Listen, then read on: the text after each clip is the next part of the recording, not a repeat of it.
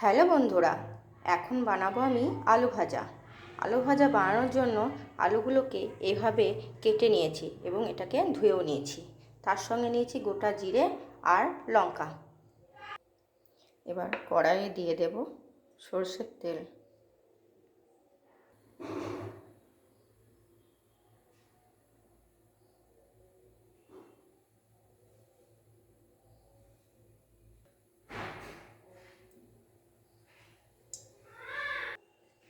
দেখো বন্ধুরা, তেলটা এবার গরম হয়ে এসেছে। এর মধ্যে গোটা জিরে আর লঙ্কাটা দিয়ে দেব।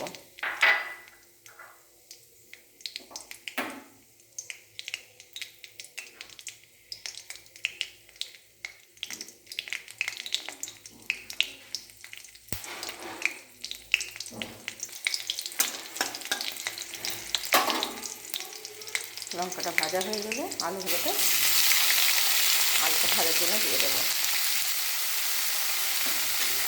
আলুটাকে ভালো করে তেলের সাথে নেড়ে নেব।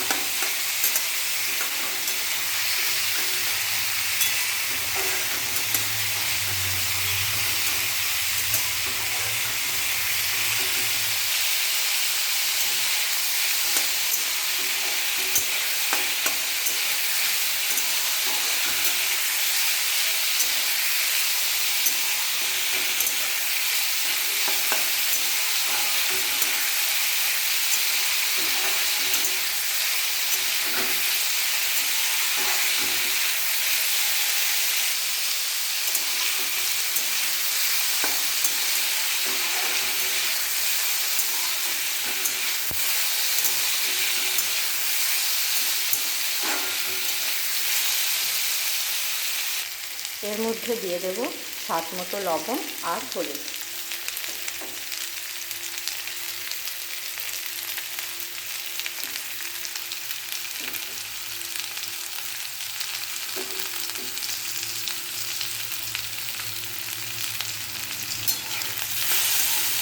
আবার এটাকে নাড়াচাড়া করে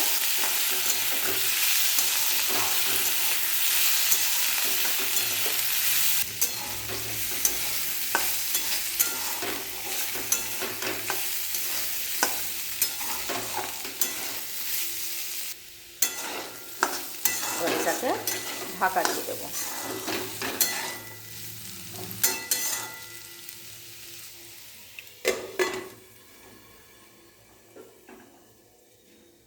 গ্যাসের আঁচটাকে কমিয়ে দিলাম।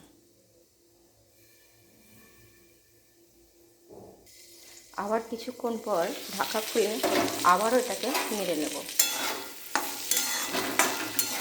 এই আলু ভাজা দিয়ে মুড়ি মেখে খেতে খুব ভালো লাগে। তোমরা কমেন্টে জানিও তো এই আলু ভাজা মুড়ি খেতে কার কার ভালো লাগে। আবারও এটাকে ঢাকা দিয়ে দেব।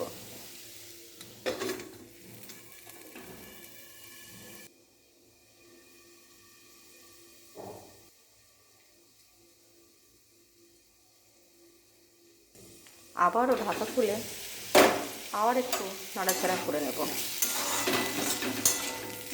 কমেন্টে জানাতে ভুলো না আলু ভাজা মুড়ি খেতে কাদের কাদের এত পছন্দ। এটা আমি আবারও ঢাকা দিয়ে দেব যতক্ষণ না পুরোপুরি সিদ্ধ হয়ে যাচ্ছে। দেখো আবারও ঢাকাটা খুলে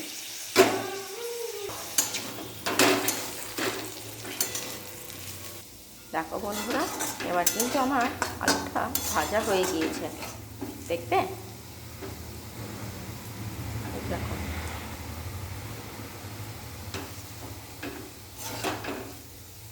এবার আমি এটাকে নামিয়ে নেব।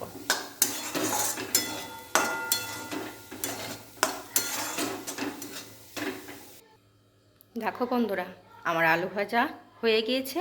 আমি মুড়িও নিয়ে বসে পড়েছি। আমার ছেলে কিন্তু আলু ভাজা দিয়ে রুটি খেতে ভীষণ ভালোবাসে। তোমাদের কাদের কাদের আলু ভাজা মুড়ি খেতে ভালো লাগে একটু কমেন্টে জানিও।